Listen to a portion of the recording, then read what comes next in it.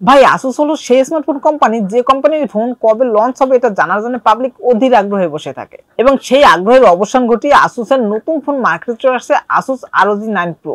বরাবরের মতো এবার রয়েছে কিন্তু অসংখ্য চমক, যেমন ধরেন সবচেয়ে লেটেস্ট সবচেয়ে শক্তিশালী processor Qualcomm Snapdragon 8 elite processor, এবং সবচেয়ে বেশি রিফ্রেশ রেট ডিসপ্লে এবং বড় ব্যাটারি সহ ইউনিক সব চমক। সো এই ফোনটির ভালো দিক এবং খারাপ দিক দুটোই জানবো আজকের ভিডিওতে। তবে একটি কথাই বলবো ভাই, এই ভিডিওটি সম্পূর্ণ দেখে আপনি সিদ্ধান্ত নেবেন এই ফোনটি আসলে আপনার জন্য কেনা উচিত হবে কি হবে না।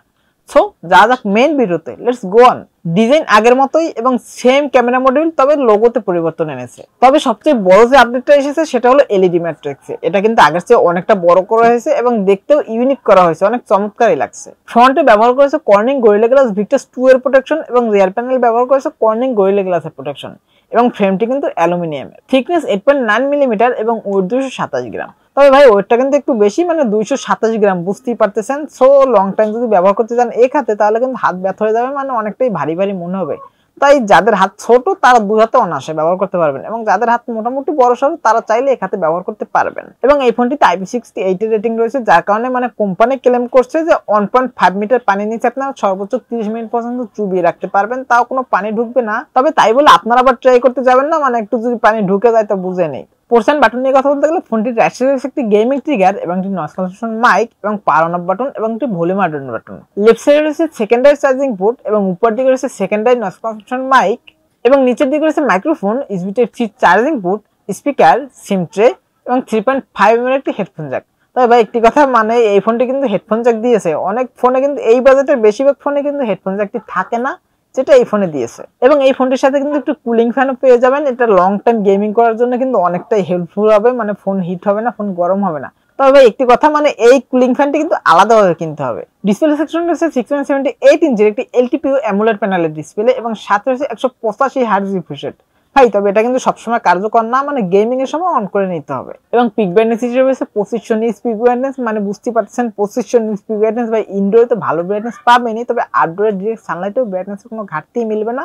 মানে এক কথা বলতে পারেন ভালোই ব্রাইট একটি ডিসপ্লে পাচ্ছেন। ফোনটির ফ্রন্টে উপর ঠিক সেন্টারে রয়েছে একটি পাঞ্চল সেলফি ক্যামেরা, এবং চিন বেজেল নিয়ে কথা বলতে গেলে ভাই চিন বেজেল কিন্তু ভালোই না, মানে একদমই সিমেট্রিক্যাল করার চেষ্টা করেছে। এবং প্রসেসর হিসেবে রয়েছে ভাই প্রথমেই তো বললাম, মানে সবচেয়ে পাওয়ারফুল, সবচেয়ে আপডেট, সবচেয়ে শক্তিশালী প্রসেসর স্ন্যাপড্রাগনের 8 এলিট প্রসেসর।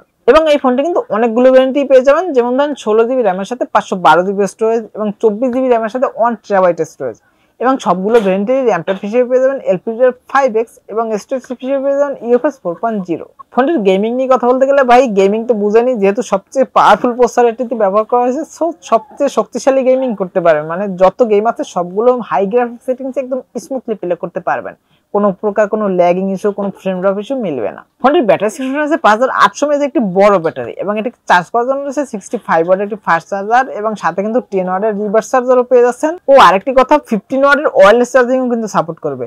এবং এই ফোনটির যে মেইন চার্জার, মানে 65 ওয়াটের চার্জারটি, এটি দিয়ে এই ব্যাটারিটিকে ফুল চার্জ করতে সময় লাগবে 45 মিনিটের মতো।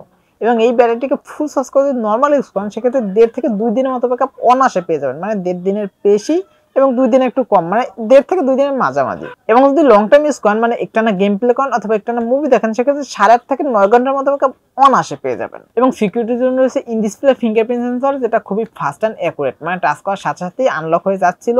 এবং ফিঙ্গারপ্রিন্ট সেন্সরটা কিন্তু একটু উপরে ব্যবহার করেছে। আমার মনে হয় যাদের হাত ছোট তাদের একটু অসুবিধা হতে পারে, আর যাদের হাত বড় সড়ো তাদের একটু সুবিধা হবে। এবং এই ফোনটির পিছনে যে ডিসপ্লেটি রয়েছে এটা দিয়ে নোটিফিকেশনের পাশাপাশি কিন্তু আপনারা টুকটাক গেম প্লেও করতে পারবেন। রিয়ার প্যানেল রয়েছে ট্রিপল ক্যামেরা সেটআপ, যার মেইন শুটারটা 15 মেগাপিক্সেলের শুটার, এবং কিন্তু এটিতে ওয়াইড সাপোর্ট রয়েছে। এবং সাথে রয়েছে 32 মেগাপিক্সেলের টেলিফোটো লেন্স, এবং সর্বশেষ রয়েছে 13 মেগাপিক্সেলের আলট্রা শুটার, এবং ফ্রন্টে রয়েছে 32 মেগাপিক্সেলের সেলফি ক্যামেরা। এবং এই ফোনটির রিয়ার ক্যামেরা, মানে মেইন ক্যামেরা দিয়ে সর্বোচ্চ ভিডিও রেকর্ড করতে পারবেন 8K 30 fps। তবে 6K 120 fps কিন্তু সবচেয়ে ভালো রেজাল্ট পাবেন। এবং যেহেতু ওয়াইড সাপোর্ট রয়েছে, সো চিন্তা নেই, মানে ভিডিও কোয়ালিটি সুন্দর পাবেন, পিক্সেল কোয়ালিটিও ভালোই পাবেন।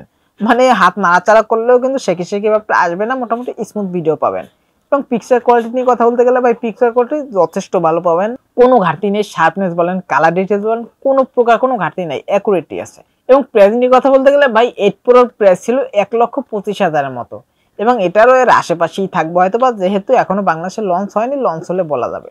সো আজকে ছিল এই পর্যন্তই, দেখা হবে নেক্সট কোনো ভিডিওতে।